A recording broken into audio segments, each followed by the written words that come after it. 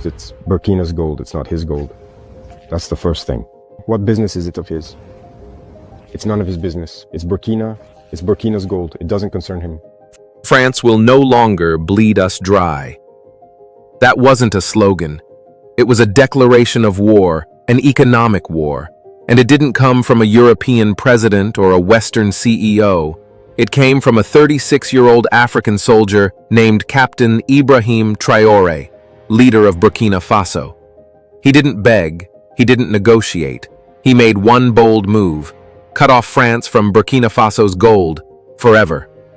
For over 60 years, France quietly reaped the wealth of West Africa, hiding behind diplomacy, aid, and economic jargon. But what France called cooperation was modern-day plunder. Burkina Faso is one of the richest countries in West Africa when it comes to natural resources, gold, manganese, phosphates, and more. But its people remain some of the poorest. Why?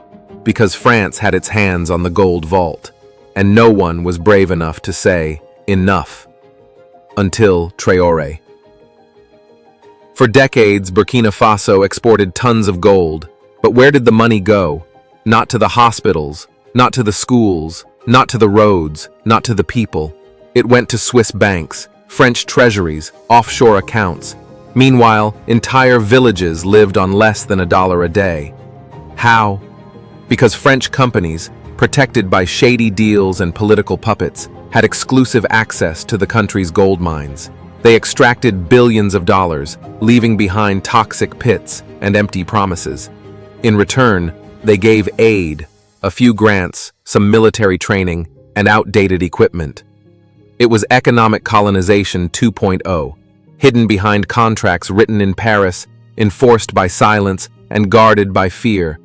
And every leader who dared speak up, removed, replaced, or worse. In 2022, when Captain Ibrahim Traoré took power through a popular uprising, many doubted him. Too young, too inexperienced, too idealistic. But they forgot one thing. He was not owned.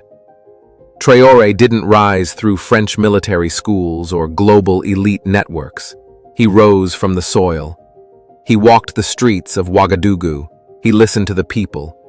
And he watched Burkina Faso's wealth fly out in French cargo planes, while mothers died in childbirth due to lack of medicine. So, he made a decision no one expected. Cut France off, completely. No more gold exports to Paris, no more sweetheart deals, no more silence. And just like that, the echo of colonial wealth began to crumble. Paris didn't take it lightly, but the truth was simple. France had been caught red-handed.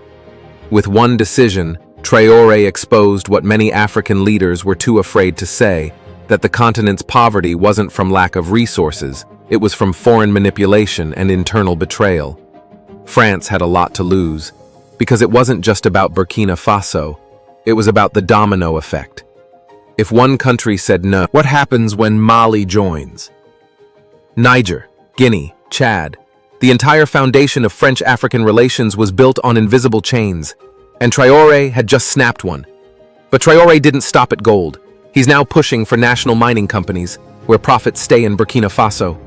He's forging partnerships with countries like Russia, Turkey, and China, not because they're perfect, but because Burkina Faso will now dictate the terms.